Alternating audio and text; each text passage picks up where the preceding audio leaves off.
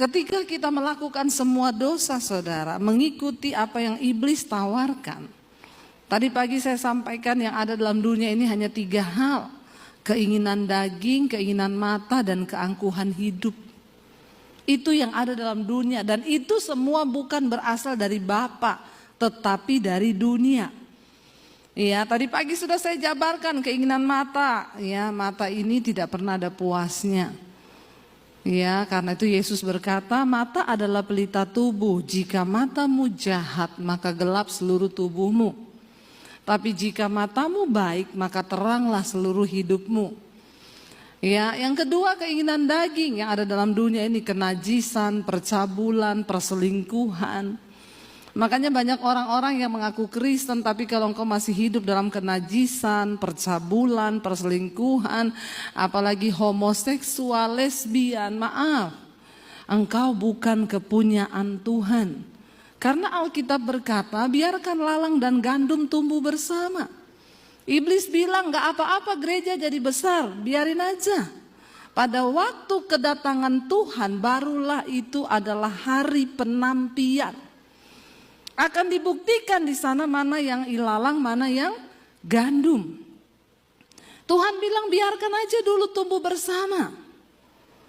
Ya, karena pada hari penampian nanti akan dibuktikan. Makanya Yesus berkata, bukan setiap orang yang berseru kepadaku Tuhan, Tuhan yang akan masuk dalam kerajaan Allah, tapi mereka yang melakukan kehendak Bapa. Yesus bilang pada akhir zaman nanti aku baru akan berterus terang kepadamu bahwa aku tidak mengenal engkau.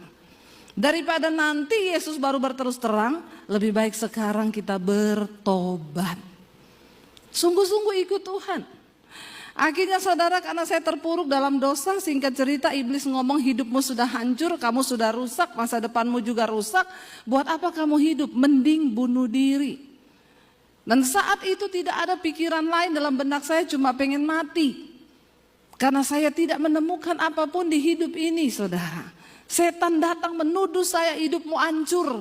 Untuk apa kamu hidup? Mati saja. Dan saya mulai mencari siapa Tuhan itu. Saya mulai bertanya, Tuhan, untuk apa engkau ciptakan aku di dunia ini? Kurang kerjaan banget kau Tuhan. Kenapa engkau ciptakan aku untuk berdosa?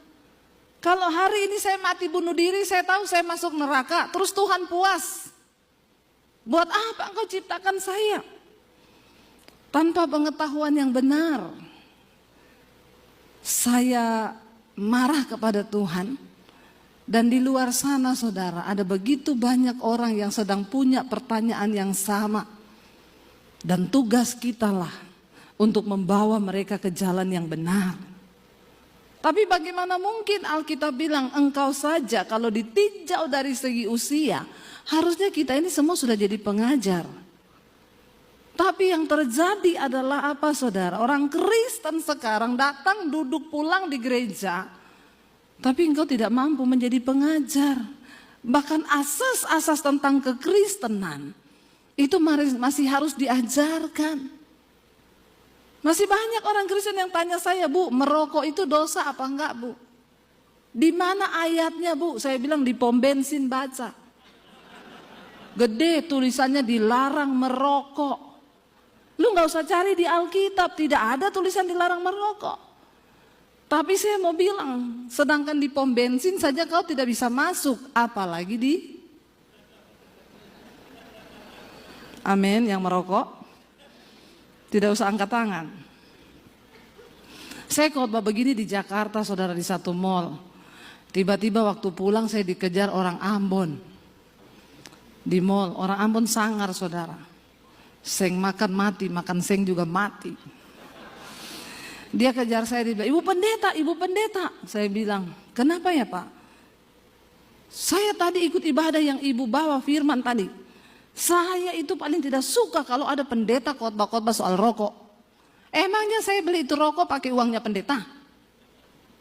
Terus saya bilang, Bapak nih masalahnya apa ya? Tapi tadi itu ibu bilang, sedangkan di pom bensin saja saya tidak bisa masuk, apalagi di sorga. Saya pikir-pikir itu ibu, betul juga itu. Ternyata seringkali kita nggak usah khotbah tinggi-tinggi bahasanya, Pak. Ya, karena jemaat itu lebih ngerti bahasa yang sehari-hari saja.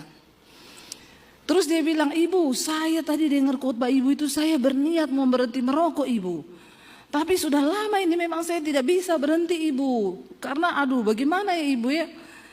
Ibu kasih saya tips, ibu. Atau ibu tumpang tangan ke saya, ibu, supaya saya berhenti merokok. Saya bilang, Pak, itu adalah niat dari dalam diri. Biar saya tumpang kaki Bapak. Kalau memang Bapak tidak niat bertobat, tidak bisa, Pak. Terus bagaimana tipsnya, ibu? Nanti kalau Bapak berhenti 1-2 hari itu kan iblis bujuk lagi tuh. Nanti iblis, Bapak lihat rokok kepengen ambil, nggak apa-apa, ambil aja, Pak. Ambil ya Ibu Debbie. Iya, terus hidupin aja. Hidupin ya Ibu. Terus Bapak taruh di mulut tapi diputer, apinya taruh di bibir. Bapak lakukan itu sehari 3 kali. Saya yakin Bapak berhenti merokok. Kenapa? Bibirmu melepuh.